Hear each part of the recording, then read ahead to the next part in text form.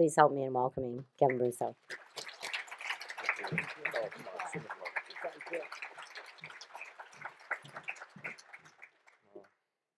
like to say thank you for that wonderful introduction. It's embarrassing and it's a daunting room to be in with so many of you here, but a warm feeling in this room. There is a positive energy that is infectious that in my role going back to Ottawa, so that message will be sent back, which it is just such a pleasure. And I think part of it is being on Musqueam land. It gives a grounding, which I am proud to be on today. And it's Louis Riel Day, and as a Métis boy from Northern Alberta, Eskimo fan, sorry, right? I know, I had to throw it out there, Jamie. I'm a huge fan of you all. You do amazing work, and thank you for what you do. Doctors Randall and Haskell, something else, what you do in making this world a better place, and thank you for what you do. Okay, thank you. So I'm here on behalf of Commissioner Brenda Lucki, who unfortunately was called away to overseas to the Middle East, so she couldn't be here today. But she and I talked a lot about this event. I had heard about this event from colleagues of mine from British Columbia and never got the chance to be here, and I'm so thrilled to be amongst all of you. The RCMP's 20-plus year relationship with Eva is an important relationship, and I hope today I can continue to strengthen that. And I want to acknowledge, as many of you have, Tracy Porteous, your executive director, for her contributions and tireless efforts to making my organization a better one and ensuring that we're delivering services to Canadians in a better way. Tracy, thank you for all you do.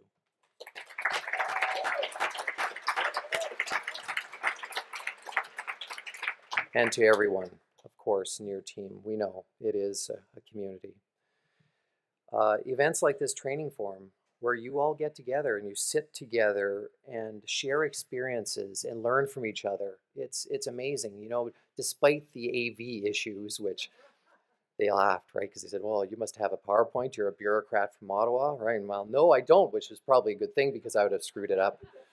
But it was fun because, not for you, but there was an energy in the room. People were talking, they were, laughing a little bit and exchanging stories, which is part of this experience over the last couple of days. And I'm so happy to be here amongst all of you. And I need to honor the decades of frontline service and frontline work and blood, sweat, and tears that represents this room. I am here to represent and to help you do the work that you do. And those members of the force who are here that are sitting with your community members, who are engaged in your community, I'm here to honor all of you for what you do. We know, of course, that sexual assault is a devastating crime. Its effects are traumatic and long-lasting. And when a survivor's experience with a police officer is negative, that, of course, is nothing more than re-traumatizing. So when I talk to young police officers, either at our academy or every day, as I did yesterday in Surrey, I talk to them about their precious and powerful position in society, and that they support those who frankly have a hard time and can't support themselves, or by virtue of the circumstances that they find themselves in, are vulnerable. They're not vulnerable persons, they're persons that are in vulnerable situations. Supporting those who find themselves in these situations is our solemn vow. It's what I swore to be, a peace officer in this country, not a police officer, a peace officer, which I think represents a Canadian way in a different way. And that believing and listening, fundamental human traits, rather than judging, we can change lives. And it also means being courageous and vulnerable enough yourself to be able to say, guess what? We don't have it right. We don't have it all right, and we're willing to learn from you all about how to improve what we do.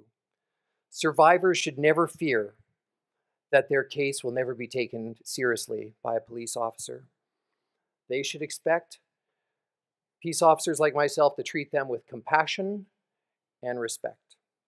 In fact, I believe that the manner in which a peace officer deals with a survivor, a victim, is actually a test about how that service or how that person looks at society generally.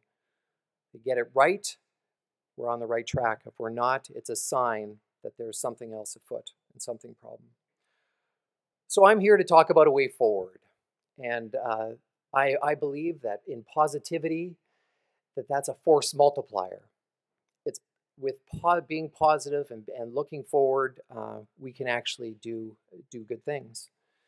And before I get into what we are going or what we're doing to change things in my organization, I just want to take a little bit of a moment to acknowledge things or acknowledge what happened and how we got here in the first place. And the good doctor talked about that and talked about the decades of advocacy that got us to the point where Robin wrote her wonderful piece in the Globe that really, I think, opened a few more eyes than perhaps were not as open as they should be. You mentioned that there was, I think we weren't paying attention as we should have. I think I was willfully blind, legal term, but a difficult coming moment, if you will, for police officers and executives like myself. So despite some great work that had been going on, it forced my organization, police services around this country, to start looking at what we were doing. So I looked at a bunch of files, looked at a bunch of cases, over 2,000 in fact, found that, okay, there were a number that were misclassified. And some in the policing organizations around this country said, well, look, Kevin, it's just a classification error. That's really what's going on. Well, I'm not allowed to swear. Thank you for setting the tone. I was kind of hoping if you'd curse a little bit, then I would be able to, and you'd give me a free pass, but I'm not going to. Yeah, my mother rings in my ear. Oh, good. Yeah, my 4 strong Indigenous sisters who told me, don't swear in public, Kevin. In any event, we knew that there were a number of things that needed to be done. So looked at a couple thousand cases, and each one of those cases, of course, difficult, but found that there were over 50% or so improperly classified. But what I also tasked my team to do, and this was a team in national headquarters in Ottawa in April of last year. In fact, it's hard to believe how time has gone. But I wanted them to look at all the spectrum. How are these cases looked at? How do we address cases from the beginning? Sexual assault in particular cases. Identify best practices, because there are truly remarkable things going on around this country that need to be replicated. I had a great conversation with a young member from the Rcmp this morning, just a little while ago. I'm going to embarrass her story. Jacqueline Biller from Campbell River, who said, guess what? You can do things in a different way. You're in a position of power. Do something about it.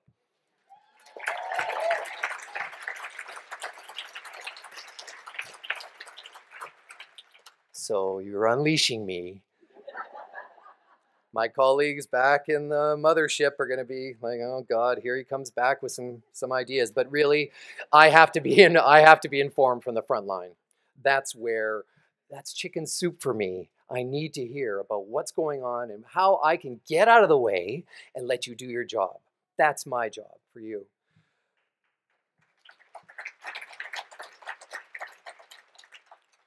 So on top of the file review, I told you I sent 200 cases back out into the field to be re-examined and reinvestigated. 200 is a start. It is not the finish, but it's a start.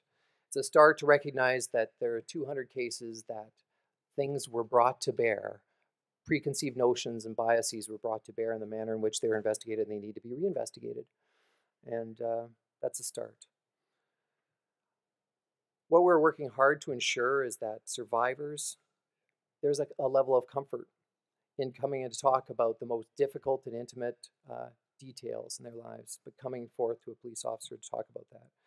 They receive the same standard of care regardless of where they were assaulted, wherever that crime happened, and that there's a trust that that investigator, whoever that person will be, will do the job thoroughly and professionally. We're a big organization. We cover a lot of geography from coast to coast to coast.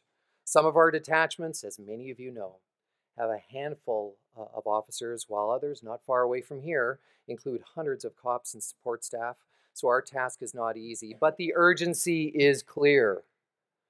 StatsCan latest report, we just saw it, showed reporting is up, but still the amount that are deemed to be unresolved. We don't use the unfounded term anymore, but we know the reality is that there is still a number that are not cleared. 16% up reporting in British Columbia. What do those numbers mean? What are we doing about it? Are we doing our part in the justice system, which many of my family and colleagues will call the injustice system? But even with that increase in reporting, we have known for years that sexual assault, of course, are the most underreported crimes in Canada. So our goal has to be about strengthening public trust in my organization and policing writ large, and encourage survivors to report these serious crimes through whatever mechanism that they feel most comfortable with. So here's what we're going to try to do. We wrote a report. Yeah, I wrote a report. Right. Wow, Kevin, you're a man of action. You wrote a report. I know, right? Mock me. But read it. Read it. It's the way forward. The Rcmp Sexual Assault Review and Victim Support Action Plan. It's on It's on the Rcmp's website. Talks about. So it's trying to get at some of the roots, training and police training and police awareness from the front end, enhancing the support, increasing investigative accountability. We heard about that accountability piece. That's key. You can't just continue to make the same mistakes we do over and over again and not do anything about it. And then finally, to improve public education and communications around this. So Rcmp detachments are trying, and they're doing their best in some difficult circumstances and making some changes. We see some changes in Whitehorse happening as we speak. And investigators and supervisors and detachment commanders are strengthening partnerships with victim services and other community organizations to share information. I heard about that. I'm seeing that in this room today, to identify concerns and work collaboratively. And this afternoon, you're going to have that panel to talk about collaborative relationships. It is only by working together that we will be able to deal with some of these issues that we need to.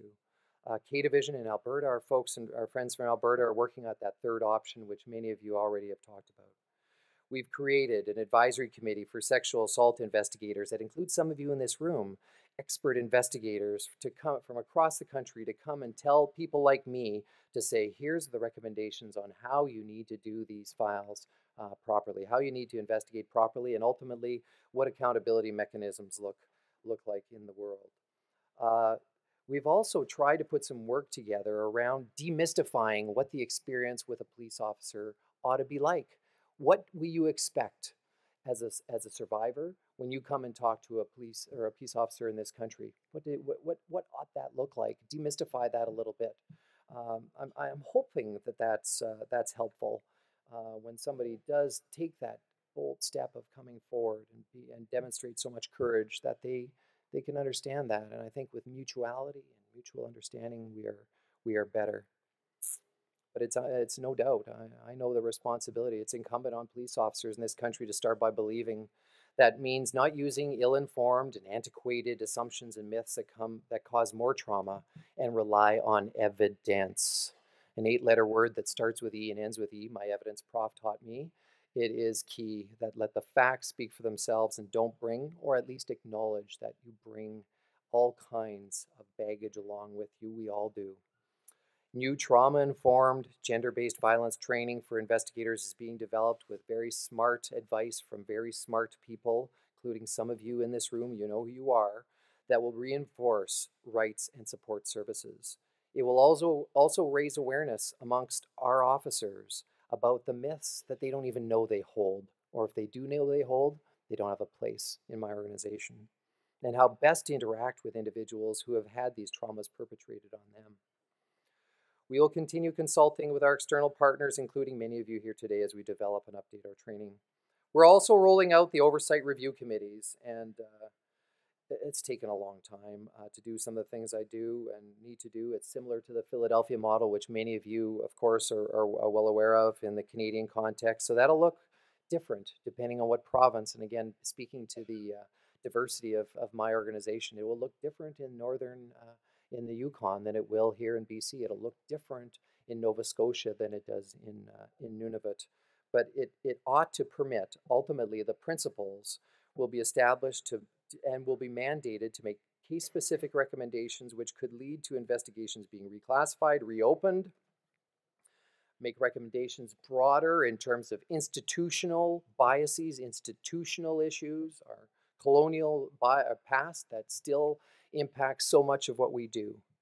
The committees will include individuals representing agencies and organizations engaged in delivering direct frontline services to survivors and will be representative of the diverse communities and populations where the Rcmp polices. So I'm excited about that. I think it's going to be a game changer for my organization, and hopefully will help at the end of the day. Third-party reporting. I talked about that with Tracy at a committee of FPT ministers here almost a year ago. It's again like people finally catching up to British Columbia, what you've been doing for decades. But guess what? Manitoba got on board, right? It just took a prod. Get going. You can do it. Newfoundland and Labrador are doing it now. So it's little seeds that are growing, and I'm proud of that. That change sometimes is iterative, but when you take a step back and you see, okay, I think we're on the right track. There's so much excellent work being done in this province. It's no wonder that so many of the established practices I mentioned have started here and are considered best practices and being modeled across the country.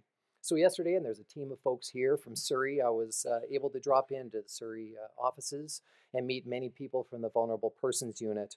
And they're focused on working better together, getting out of a siloed culture, and ultimately doing what they can to support survivors. And taking that victim or survivor-centric approach is changing the game, I believe, in the manner in which we investigate and support others. All this work is critical to reaching those we haven't been able to reach before and helping those who need the most help. We have to ensure that survivors of sexual violence are believed and supported so that they are more likely to engage the victim support options that we make available to them, and even encourage others to come forward. I'm also not, though, so tone deaf to recognize that cultural change in police forces is also afoot and needs to take root. Why would somebody come and tell a very difficult story to a member of an organization that has deep-rooted sexism and misogyny embedded within it? We all understand that.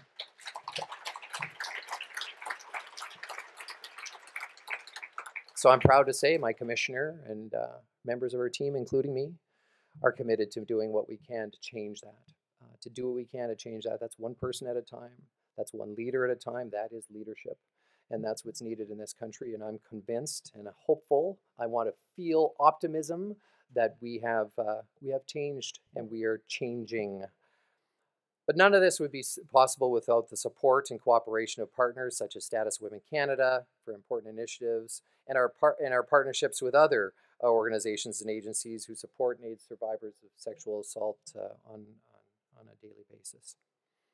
I'm committed to ensuring investigative excellence and support for all survivors of sexual assault in Canada.